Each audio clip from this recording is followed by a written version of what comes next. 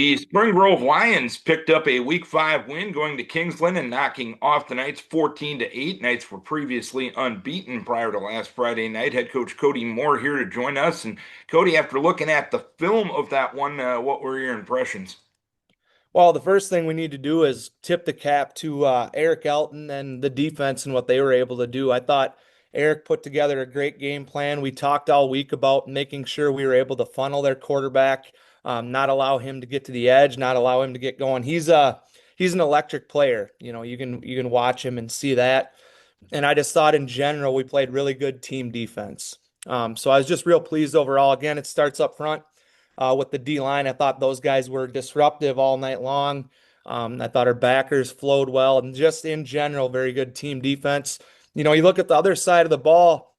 After looking at things, we moved the ball well, 20-20, really, kind of throughout the night. And even when we had good field position too, we'd move it, get down in that red zone, and then we just got to find ways to make sure we're punching those in. The other end of that, though, also if you look at the stats, we had 20 first downs to their six, I think. So that kind of tells you we maybe ball controlled more than I even realized that night in terms of being able to keep their offense off the field too. So that's kind of good complementary football in terms of playing solid defense, winning the field position battle, and trying to keep an explosive offense off the field. So overall, just real pleased with the effort, energy, enthusiasm, physicality, all those things we've been hammering on. I was real pleased with.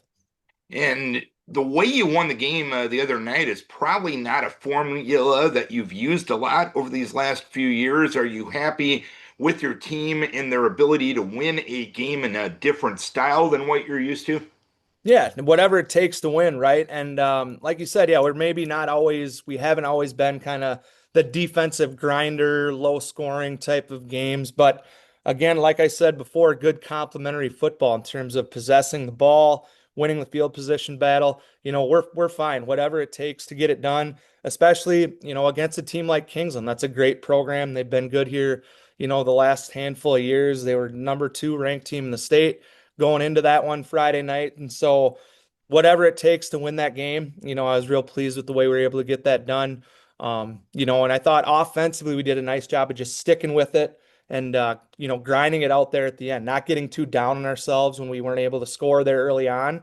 And so that's the other aspect of things I was pleased with, being able to fight through that adversity and finish strong. When you look at maybe a turning moment in the game, of course, first play from scrimmage, Kaleem Ryland does what he has the capability of doing on any snap, 79-yard touchdown run. Game could have gone one of two ways after that point. How were you able to make sure your kids took it in the right direction? Yeah, no, that's like I just touched on, being able to bounce back from that because that's been a little bit of an issue for us, going back even to the Houston game where a lot of negative things were happening and it felt like the energy level and the attitude just really dipped. And so to be able to bounce back after giving up that long touchdown, that says to me that the guys are soaking in the message that we're trying to give them about, hey, next play, next play, next play.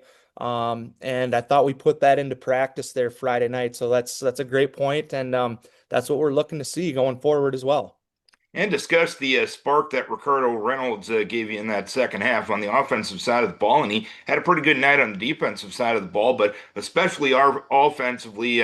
How did Reynolds provide that spark that was really something you were looking for at that point?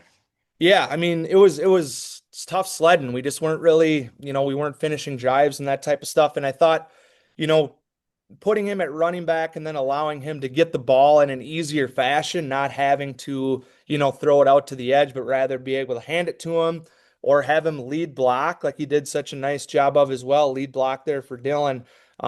He definitely did provide a spark. And then I thought what was interesting with that is you see, him get a little more involved there on offense, and then he almost flipped a switch and went to another level defensively too after that. And so he's a kid that you want to get involved as much as you can. I mean, you want to keep him fresh too.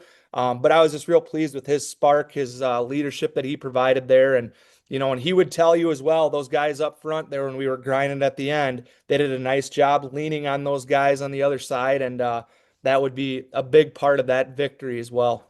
And you got to give those guys some front. You walked into my next question. Tyson Moen, Travis Fish, Christian Bierke. How were they able to just kind of elevate their game as the night went on? Yeah, I thought it seemed like, you talk about conditioning, and it seemed like as we went on there, we were just able to lean on them. Cash and Newgard got rotated in there a little bit at guard as well. And, it was just one of those things where I think those guys kind of took it upon themselves to say, hey, we're just missing on some things in the passing game. Let's grind it out here. And they took pride in that. And you talk about, you mentioned all those guys. Tyson Moan is a guy we ran behind quite a bit, in different plays that we were running. And I thought he really stepped up and led for us like we expect him to. But he did a really nice job that night of, kind of putting us on his back, his back there, and getting pushed for us up front. And another tough week in Section 1 nine-man football. You had an undefeated opponent last week, another undefeated opponent this week. Mabel Canton comes to town. Looking at them on film, what impresses you the most? Well, they're solid across the board. I mean, Paul always does a good job. Paul and his staff over there, they always have those guys fundamentally sound and ready to play. I think one big thing you see in terms of a difference this year is they're more dynamic on offense. Their quarterback can throw it real well. He's a 3-year starter, and you can tell that he's got that experience under his belt. He moves around real well. They have a dynamic running back, slash wing slash receiver type kid too that scored a pile of touchdowns. He's really quick in open space. And then they get the job done up front as well. Defensively, they're always fundamentally sound. They want to limit big plays. And you can see they're hanging their hat on that again, and they're strong up front. So we're gonna have our hands full. It's homecoming for us. They're coming in as a top 10 ranked team in the state, undefeated, all those things. It should be a super fun matchup, with our next door neighbor there. So just looking forward to a great game there Friday night. Homecoming section lead on the line. Close in neighbors. Most of the kids know each other pretty darn well. That's what high school football is all about, right?